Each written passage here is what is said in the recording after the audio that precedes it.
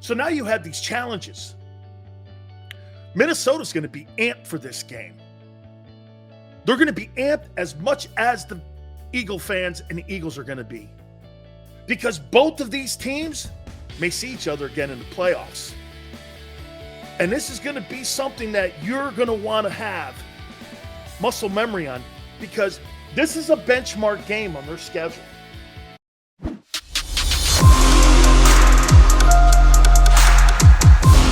I'm going to get to Justin Jefferson and how you have to defend Kirk Cousins here in a second. To another 69% completion percentage game. That man is nothing else efficient at passing. Correct. Rage. That's why Tua Tagovailoa beat out Jalen Hurts in Alabama. See that 69%? There's no 56% completion percentages on his ledger. He's more accurate, and he's more of a completion percentage guy. He knows how to play the position better. Okay? He's a more fundamentally sound quarterback than Jalen is. Jalen's a one-read guy. Made it very clear yesterday. Not going to overemphasize it today. But he's a one-read guy, and he'll always be. Now, to Jalen's defense, in that effort against Detroit, he had to be. Pass protection was terrible. Outside of Lane Johnson, nobody showed up. It's funny, I made that point a couple months ago with Barrett. Everyone keeps telling me that the Eagles have the best O-line in the NFL. Okay. Is that run blocking, or is that pass probe, or is that both? Because for the first time when they had a pass protect, they didn't do it. And it was against a not very good, talented defensive front. The only thing that was different on that defense compared to a year ago was the drafting of Aiden Hutchinson. Nothing really else changed.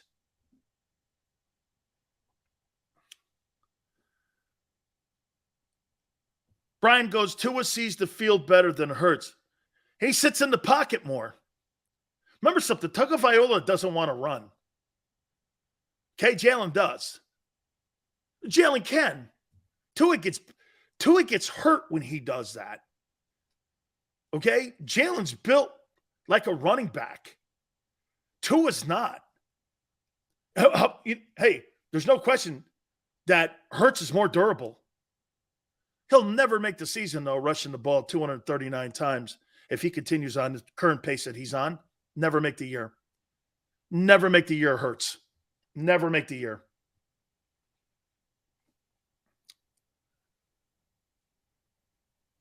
I've always contended Tua is a better quarterback. Hurts is way better athlete. That's exactly how and who he is. True. Razor goes, Jalen can be a longer read quarterback if he uses his vision to step up in the pocket and keep eyes down the field. Razor, I think what he has to do is actually get deeper drops like Breeze and Russell Wilson do because they're so short. Go back 9 steps. Don't use 7. Go 9 so you can see more of the field. Those guys had troubles looking over their tall old linemen, so they took deeper drops. To me, it's how I would coach him. And anytime you see guys that are shorter, Kyler Murray does the same thing. He takes deeper drops. You're either going to do this with short quarterbacks. Deeper drops, short sets, and they're quicks. Backs, slots, all that to tight ends and all that such. Okay, you're not going to have a guy take a 7-step drop who's 5'11", and he's going to sit behind that offensive line that averages 6'6" going across the front. That's you're destined for troubles. That's why he has a problem seeing that. To me, it's because of his drop. I would drop him 9 yards. Give him an opportunity to have more passing lanes and more vision. The reason he has that problem with the vision, he's too small. And he doesn't give himself an ability to be able to create passing lanes. That's why he takes off the way he does. Again, that's something that can be corrected. That's something that can be. With better coaching. Brian, that can be taught. Deeper drop, but not with Shane Steichen.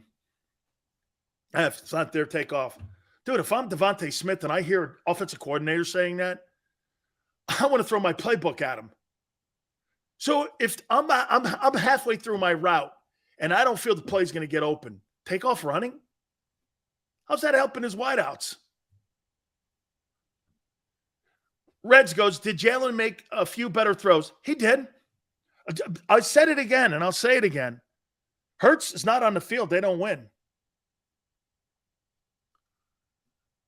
Donald, saw you on Sports Take. Great job. Thank you so much. Seals, who you got? Eagles or Vikings? That I'm not going to tell you right now. Let's get into that. Thank you so much here. Oh, Cole, let me go into this. So you've got a high-powered offense with Dalvin Cook. I always start there. Let me tell you this, too.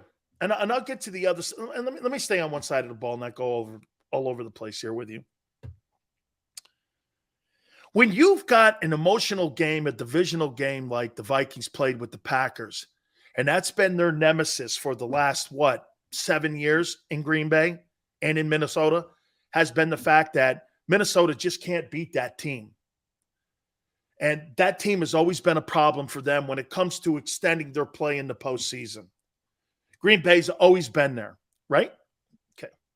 So when you win a game like that, you've got to have fundamental leadership in that building to go like this. Wow. You won a game that matters a game and a half. When you play divisional games, they're like a game and a half when you beat a team like that. So there's going to be a small little, you've got to rally yourself here, and you got to have short-term memory loss here a little bit on what you just did to the Packers. People, of all the games that were played over the weekend, more people are impressed with what the Minnesota did to Aaron Rodgers and that Packer team than I think any other game. You got to get over that, because now you've got a Philadelphia Eagle team that underperformed in Detroit, and they're going to want to make it right. Okay? They're going to want to make it right. Oh, the Eagles' effort on Monday night, home crowd, Lincoln Financial, that Lions game, you won't remember it when they step on the field Monday night. That's what I'm expecting from Philly. And I think that's why they're 2.5-point favorites going into that Monday night game. But what you have coming into this, you have a football team now that, with a brand new head football coach, there's a new identity in the building now. And what you have is, wow, we just beat the Packers. A team we couldn't get off our back. Got them. Now, this is national statement game. Monday Night Football. Lights are on. One of the better teams in the NFC and the NFL. At home, on the road. Can you do it again? So now you have these challenges. Minnesota's going to be amped for this game. They're going to be amped as much as the Eagle fans and the Eagles are going to be, because both of these teams may see each other again in the playoffs. And this is going to be something that you're going to want to have muscle memory on, because this is a benchmark game on their schedule. This is a benchmark game that you're going to reflect back on. Remember what we did against the Vikings? Vikings were able to do this. We were able to do this against them. Right? How do you stop a guy like Kirk Cousins? Well, like every other quarterback that can't run, pressure. You've got to bring pressure. You got to get home. Your front four's got to show up. And by the way, you just can't sit there and go, well, they can't run the ball. They've got, in my opinion, one of the top 3 backs in the sport in Dalvin Cook. That dude can run, man. He's a 1,400 guy. Don't go to sleep on that guy. The running backs in this game on Monday night are going to be essential to moving the chains and play action pass for both squads. Can Miles Sanders duplicate what he did? I'm more confident that Dalvin Cook is going to be able to continue to do what he does, because he has. Miles, not so much. However, you know what Miles' motivation is? He's in a contract year. This guy's playing for audition. He doesn't give a shit if the Eagles like him or not. 31 other teams. If that guy gets 1,300 yards, there's going to be somebody out there that's going to give him a bag of money, $4 or $5 million, and he knows that.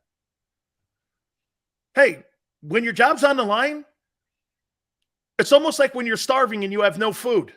You're going to do a lot more things, and you're going to be more aggressive in life to go get fed than if you're sitting back and you're fat. Well, this guy's going to want to get fed. Okay? He's going to want to get fed here. You've got to bring pressure. And if it's me, boy, I got to challenge Justin Jefferson. Dude, this is the unbelievably awful matchup against Jonathan Gannon is a guy like Justin Jefferson. Why is that? Hoss, if you play that defense where you give a zone defensive coverage on Justin Jefferson, he'll go for 200 yards on you. You've got to be physical with him. You've got to hit him. You've got to take personal fouls against him. You've got to try to beat this guy up.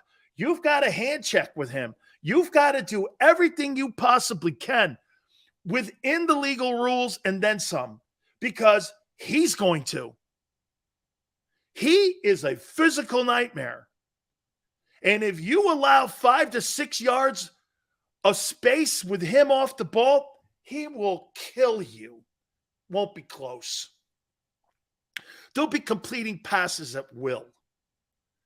You got to press him. Some go, do we have the talented guys to press him? You know what I do? I line up my best DB. And if that's Darius Slay, I move them on both sides. I don't care wherever he goes. I want him on him. And if he lines up in the slot, I'll put CJ on him because he's like a third DB cornerback. You got to cover this guy, but I think you got to be in his face. You cannot let talented guys get off the line of scrimmage with no challenge getting off the line and letting them run wild in the middle of the field. Not a guy like that. That guy's a thoroughbred. Dude, and Kirk Cousins is good enough to hit him in stride. Cousins is going to find him. And if you got that pathetic defense on the other side, that front four not getting to Kirk Cousins, he'll throw for 500 yards on you. Press him. Pressure. Something Gannon, it's almost like a repellent. Pressure, right? Pressure. Got to have pressure. Press. All of that is aggressive. Not aggressive. He's going to, dude, how about this? Let me ask you guys this. So if you're not aggressive with the Vikings offense, how many points do you think they score on the Eagles? How many points do you think they would score on the Philadelphia Eagles if you don't pressure him and get home and you don't have press coverage on guys like Justin Jefferson and a guy like Thielen? 30 to 38, 40, 50. Jeremiah goes 100. Oh, it'll be in the 40s. Paul, Vikings can put 50 on you. I think they could put 50 on you too, man. Dude, and that's such a great point, what you just said there, Razor. Dude, the press coverage helps your defensive line too. Reds goes, Kirk kicks our ass. We'll see. Here's the one thing with Cousins, though, dude. I want to see Kirk Cousins do it in consecutive weeks. Now, if they come out and all of a sudden the Eagles blow them out, you know what? If the Eagles played up to their ability, the Eagles can control that football game. They can control it, okay? They can. Got to pass protect better. Who would have thought that? That problems with the Eagles against the Lions were O-line related. And Miles Sanders was a star of the game. Miles Sanders gets a game ball. Miles Sanders got a game ball for me. If I were giving game balls out, Jalen gets one. Miles Sanders gets one. I think Marcus Epps gets one. Kaiser White gets one. Lane gets one. A.J. Brown for sure. Okay? A.J. Brown for sure. Maybe even Goddard. There were guys on that team that really did a great job. If you notice one thing, though, nobody in the D-line I gave one to. Nobody in that D-line. That's for damn sure. Smitty. Yes, Devontae Smith gets a game ball for keeping his composure and not going nuts. Can you imagine if that was a star wide receiver in the NFL who had a mouth the way that they have, like Tyreek Hill? How do you think Tyreek Hill would have handled that, having a goose egg, if he didn't get any catches? How do you think Antonio Brown would have handled that? How do you think DeAndre Hopkins would have handled it? What do you think? They're just going to be pros? It's okay, man. Next week will be my week. High school talk. That shit's high school talk. 1 week is my week. Next week is his week. Really? I get paid weekly too, like every other dude. And there's contract incentives in my deal too, guy. Okay? I'm part of the offense. Make sure it happens every week. Not when you think, well, this week's going to be this guy. That week is going to be that guy. Isn't it funny? Every week it's Justin Jefferson. Hey, how many people think Justin Jefferson will have a goose egg this year in stats? I saw that guy, Jeff McClain, say that. Not a big deal. How many people think Justin Jefferson will have no catches for no yards this year in any game? Do you really believe that? Or Devontae Adams? Do you really believe that?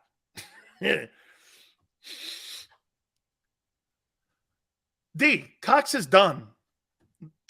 He's done. I saw a guy on my Twitter page go, I saw an explosion with Fletcher Cox. I'm like, explosion? When he was in the game, they were gashing the Eagle D-line. They were gashing him. They knocked him off the ball. What were you? Well, he did have a sack. Did he? Did he? Boy, he must have fell into it. What, really? Brian, Fletcher Cox has been a spectacular Philadelphia Eagle. His name will be in the upper deck there with the rest of the great players that have played in that franchise's history, and deservedly so. It's over. It's over. And this is a fundamental flaw that Howie Roseman made by bringing him back at 14-4. When they cut him, they should have cut him loose. Why they brought him back makes no sense. Milton Williams could give you the same effort and more. It's actually 14-4. And by the way, guys, if it's sounding harsh, I apologize because I have great respect for him and his career. He's put up a How about this? Of all the defensive tackles that I've seen and played against and was in the league and covered, Jerome, Reggie was more of an end. Hey, Hollis Thomas was good. Courtney was good.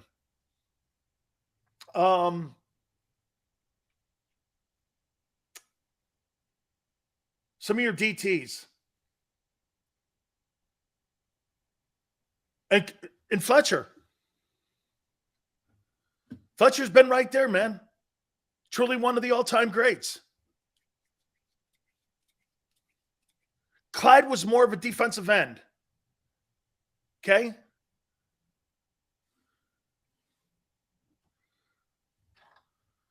So, pressure Cousins, man. And look, I don't mean to be this way when it comes to talking about Fletcher. Okay? Sapp is spectacular. Sapp was a sack. I think Sapp's better than Aaron Donald. And the reason I say that, Sapp played to run. And Aaron Donald never played on a defense that was as dominant as that Buck defense, that 0-2 Buck defense. And it was because of Sapp. It was because of the defensive end they had too. It was because of Derek Brooks, Rondé Barber, Tony Dungy, who was on with us yesterday, was the architect of all that. And I always thought Sapp played really great against the run. Aaron Donald does not play well against the run. Bill showed that. Bills ran right at him. Guy was nowhere to be seen.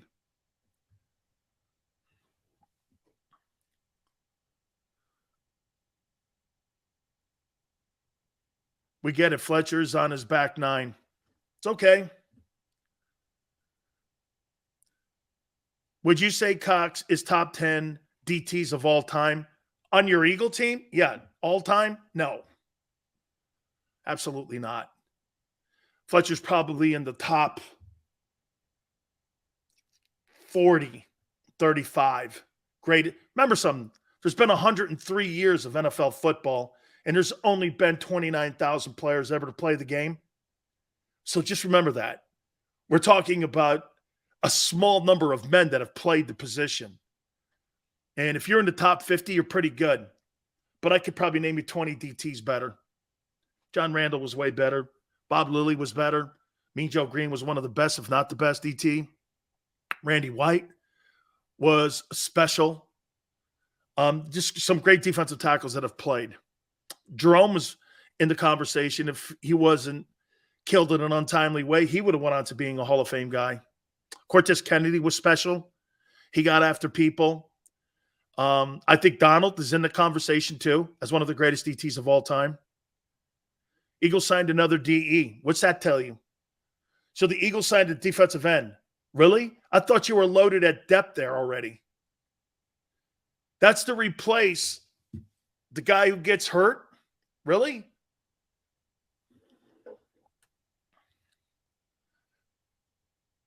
Pat Williams?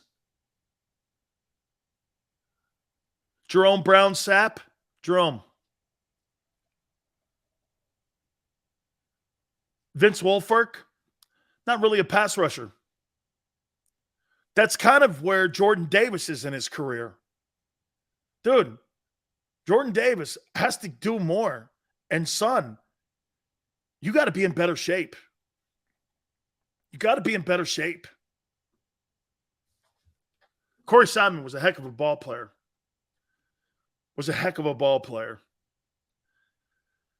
So, I'm waiting. When will we see Nakobe Dean?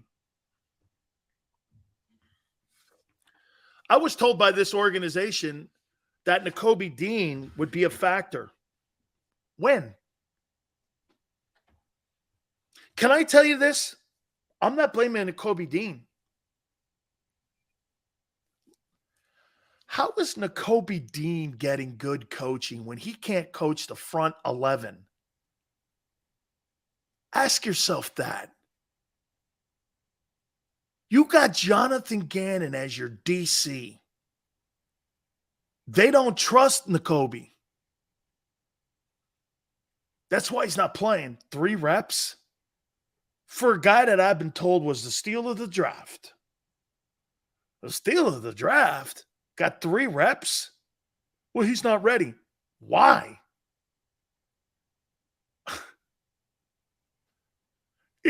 It's not like you have the 1980s New York Giant defensive linebackers, Carl Banks and Harry and LT. I mean, we're not talking about superstar players here. We're talking about good pros.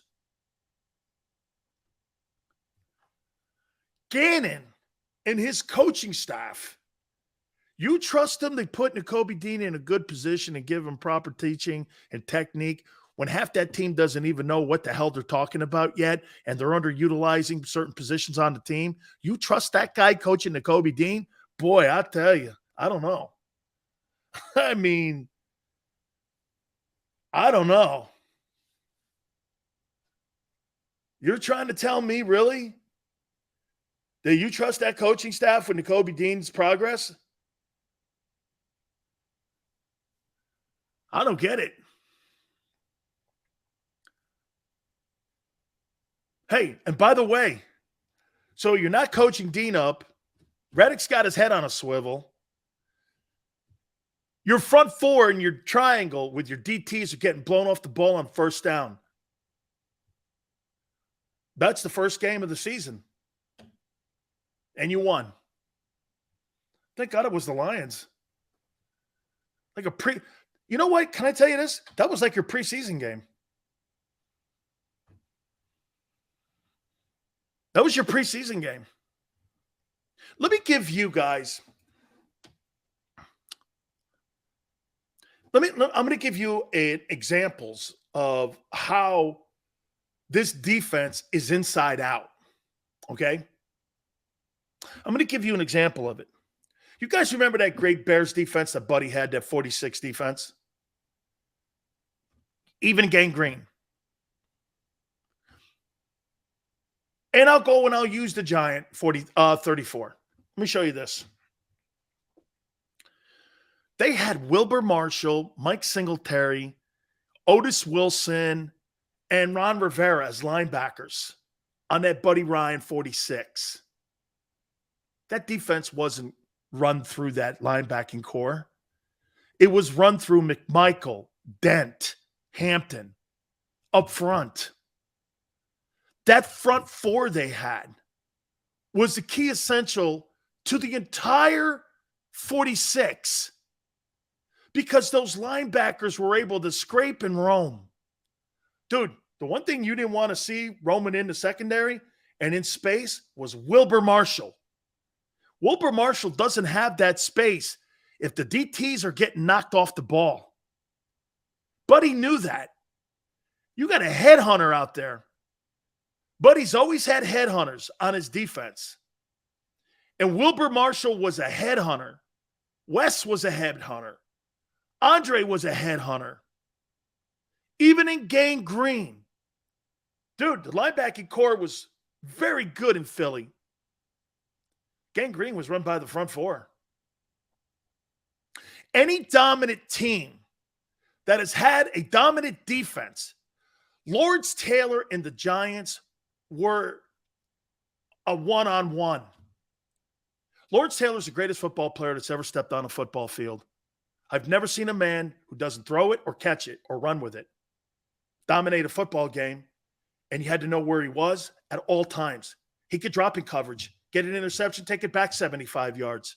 He could have 3 sacks in the same game. He could cause fumbles. It was unbelievable to watch. Nobody dominated the game at all aspects like LT did. And Reggie's right there. No diss. But Lawrence Taylor's the greatest player that's ever lived. 3 sacks, knock your fucking quarterback out, and take a pick back 75 yards. Guy was freak. And they had 3 freaky linebackers, Carson and Banks. If you remember, man, I mean, Leonard Marshall was solid, man. Jim Burt was good. They had a really good front four. Bill Neal played in there at times. But that was the greatest 34 defense that ever lived. Most of the defenses in NFL history are not 34s. They're 43s because, as I said on Sports Take, when you have 4 guys dominating 5 guys, game's over. Game's over. The multiple things you could do with your linebackers and your corners and your free, strong safeties is numerous because your guys are getting home. Okay? Your guys are getting home. The Ravens defense, too, I'll throw that in there. Okay, you want to talk Steelers? The Steelers had Jack Ham, Jack Lambert, Andy Russell. 2 of the 3 were Hall of Famers, and Russell was a hell of a player himself. That team was not run through that linebacking core with 2 Hall of Famers on it. That thing was run through Mean Joe Green and L.C. Greenwood and Dwight White and them dudes. Okay? That front four, the reason they called it Steel Curtain, and you had a headhunter and Mel Blount in the secondary.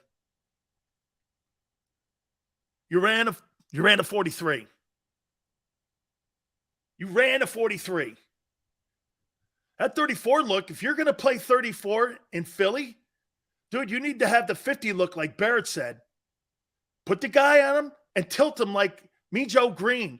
You know why you tilt a guy like Jordan Davis? You tilt a guy like Jordan Davis for this. He has no responsibility except keeping that center from getting up on the backer and penetrating into the secondary. I'm putting Jordan Davis in a win-win situation. Jonathan Gannon is putting Jordan Davis and Fletcher Cox and Hargrave in a non-attainable winning position. Hold the guy up and pray they don't get knocked off the ball so the linebackers can scrape and make plays. Why are you having the lesser of your group make plays for you when your strength is in your front four?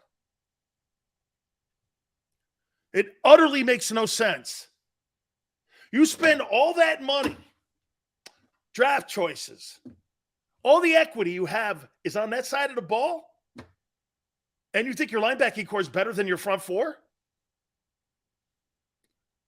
That's a guy who does this, who draws plays up at night and goes, I have a great scheme for these guys, but it's inside a system instead of doing this. Well, this is what this guy does great. This is what this guy does great. This is what this guy does great. Why do you think Buddy Ryan is considered one of the greatest coordinators of all time? Okay? He invented the 46 because of the players he had in Chicago. Buddy looked at the chalkboard and goes, what can I do with this? And he painted the Mona Lisa with it. The great coordinators look at it and go, what can I do with this defense in Baltimore? How can I utilize Ed Reed and Ray Lewis to the best of their abilities? Not this. Here's Jonathan Gannon. I have a defensive system, and I'm just going to plug and play. He's a plug and play DC. That's why there's no personality to it. That's why there's no moxie to it. It's plug and play. Put him here, put him here, put him here, put him here. I got to tell you something, though, guys. That's also a product of bringing in too many free agents.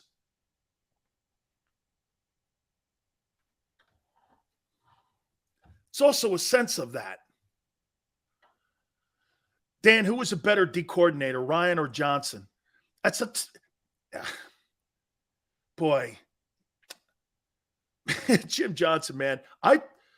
I thought Jim Johnson could create more game plans for his talent.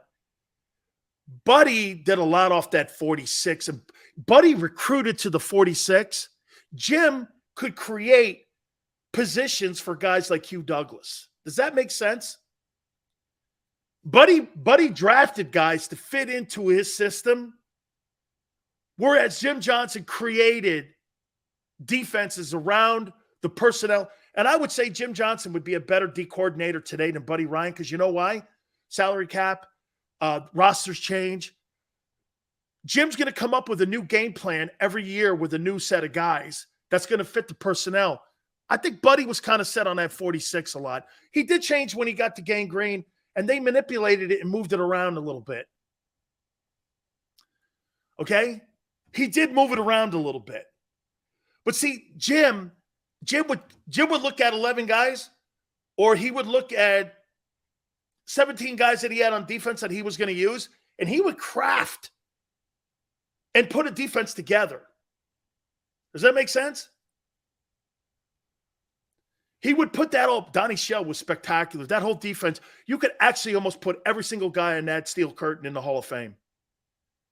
It's the best defense, in my opinion, of all time. 4 titles in 6 years. Mean Joe Green. I mean, dude. Mel Blount in the secondary. 2 Hall of Fame linebackers.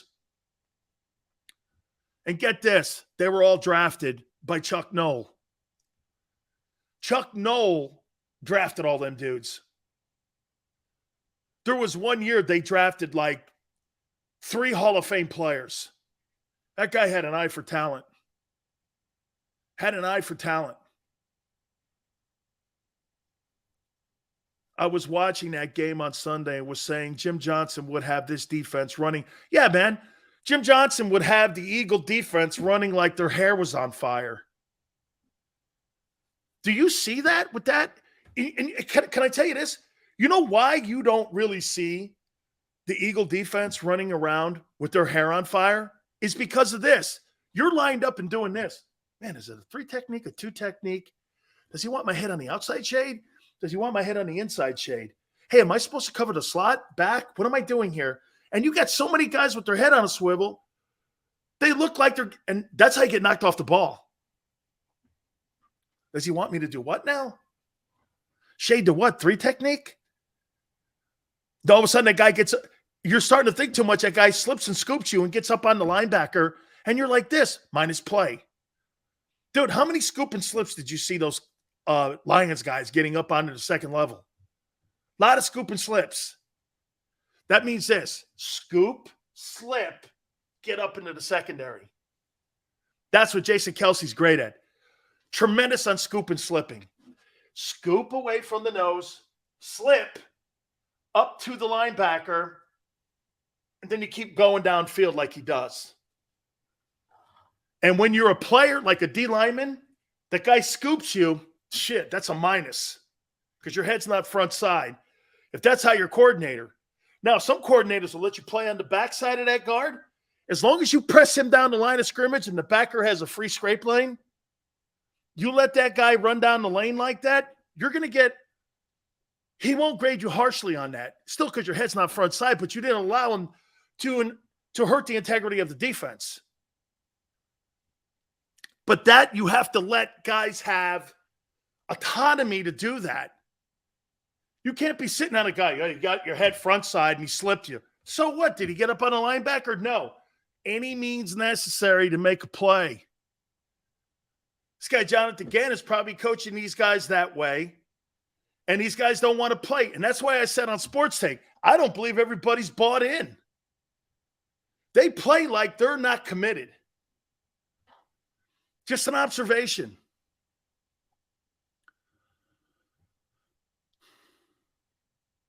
Just an observation.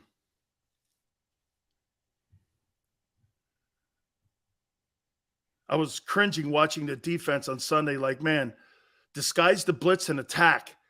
But fitness, to that point, watch this.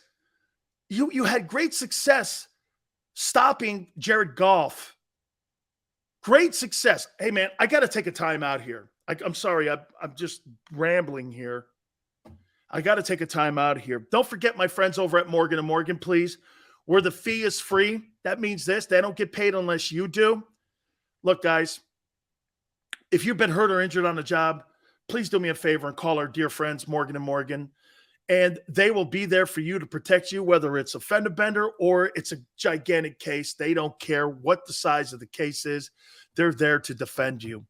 Call them at 800-512-1600. That's 800-512-1600. The call is free. The consultation's free. Call them 800-512-1600. And when you call Morgan & Morgan, tell them Big Sil sent you. After a car crash, the big insurance companies you see advertising on TV, they may try to downplay your case and might say it's only a fender bender or it's just a herniated disc. I worry that some law firms fall for this BS. Not us. We put ourselves in your shoes and ask, what would it be like to be in your pain for the rest of our lives? $1 million wouldn't be enough for me. There's only one Morgan & Morgan. ForThePeople.com.